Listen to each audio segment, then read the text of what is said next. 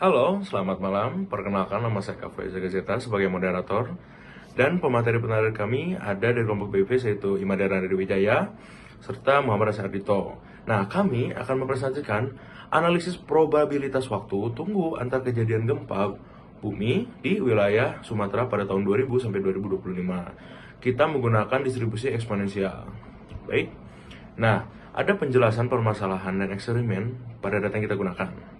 Permasalahan pertama itu Sumatera itu berada pada lempeng pada zona pertemuan lempeng tektonik yang menyebabkan aktivitas seismik itunya sangat tinggi.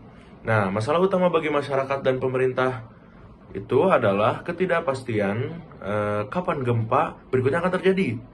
Nah, penelitian ini bertujuan untuk memodelkan waktu tunggu antar gempa untuk mengukur peluang terjadinya gempa susulan atau gempa baru dalam kurun waktu tertentu.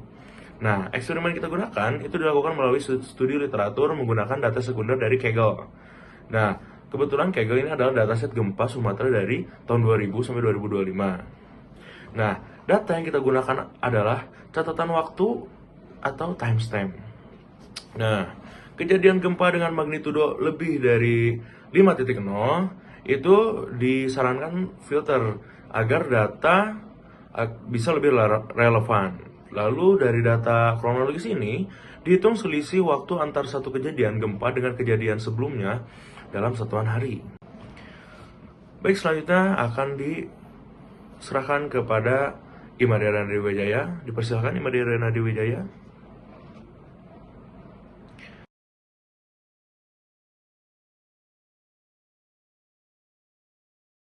Baik, terima kasih Kafka atas kesempatannya. Nah, jadi di sini saya akan menjelaskan apa itu definisi perubahan acak dan bagaimana definisi dari parameter yang kami gunakan. Nah, yang pertama, perubahan acak yang kami gunakan yaitu adalah X, yaitu waktu tunggu atau durasi dalam hari, di mana yaitu antar dua kejadian gempa bumi berturut-turut yang terjadi di wilayah Sumatera.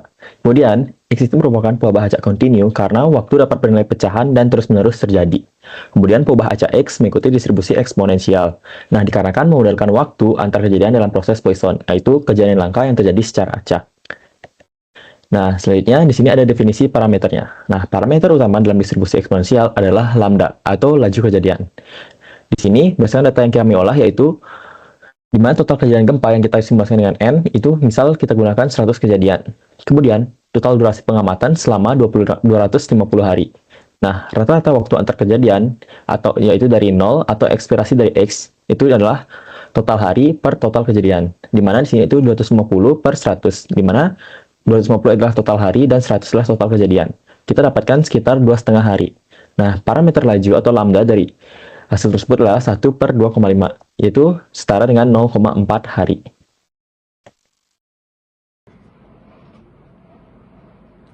Baik, terima kasih Madera Wijaya.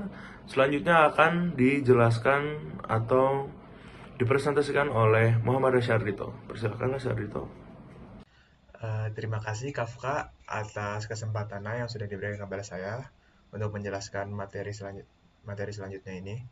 Nah, di sini saya akan menjelaskan cara memperhitungkan nilai peluang dari peristiwa yang telah ditetapkan dengan menggunakan perhitungan distribusi eksponensial. Nah, yang kita ketahui, peluang bahwa gempa berikut yang akan terjadi dalam waktu 3 atau kurang dari 3 hari, yaitu berarti X-nya itu kurang dari sama dengan 3. Nah, dengan itu kita menghitung model distribusi eksponensial dengan rumus fx kurang dari px kurang dari sama dengan x sama dengan 1 dikurang e pangkat lambda dikali x.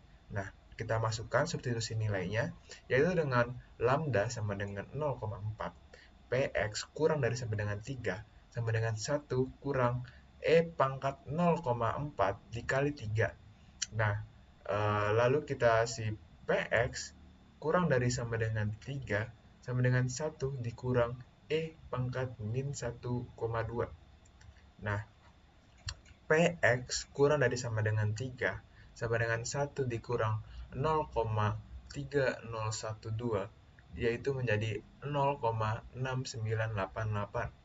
Nah, intervensi, peluang terjadinya gempa bumi berikut dalam kurun waktu kurang dari atau sama dengan 3 hari adalah sebesar 69,88%. Maka itu kemungkinan terjadinya gempa bumi yaitu adalah 69,88%. Oke, selanjutnya saya akan menghitung nilai mean dan variansi dari perubahan acak yang ditetapkan.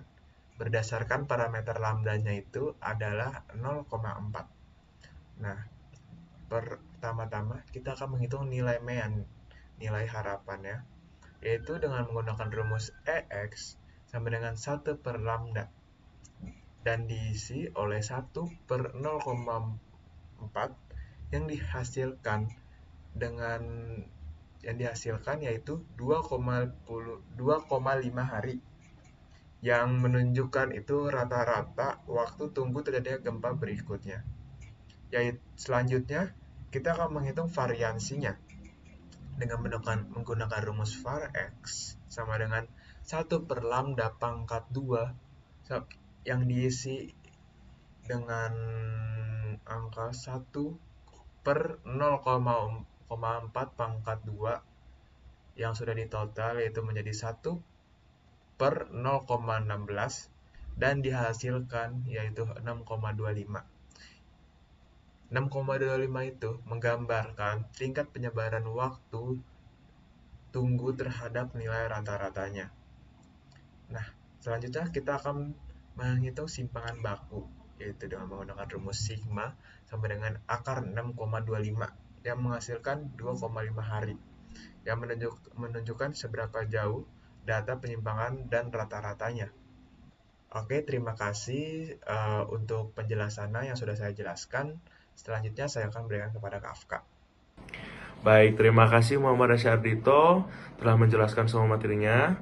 Baik, kesimpulan pada presentasi kali ini berdasarkan analisis menggunakan distribusi eksponensial terhadap data gempa Sumatera, kita dapat menentukan pola waktu tunggu antar bencana secara probabilistik. Nah, dengan rata-rata kejadian setiap 2,5 hari, diperoleh gambaran resiko harian yang dapat digunakan untuk meningkatkan kewaspadaan. Nah, kewaspadaan untuk apa? Mitigasi bencana pastinya. Meskipun tidak bisa memprediksi waktu yang pasti secara deterministik, nah model kita ini memberikan estimasi peluang yang valid secara statistik. Oke, baik. Mohon maaf apabila kelompok kami banyak kesalahan ataupun kurang kata. Terima kasih telah menonton kami. Assalamualaikum warahmatullahi wabarakatuh. Bye-bye.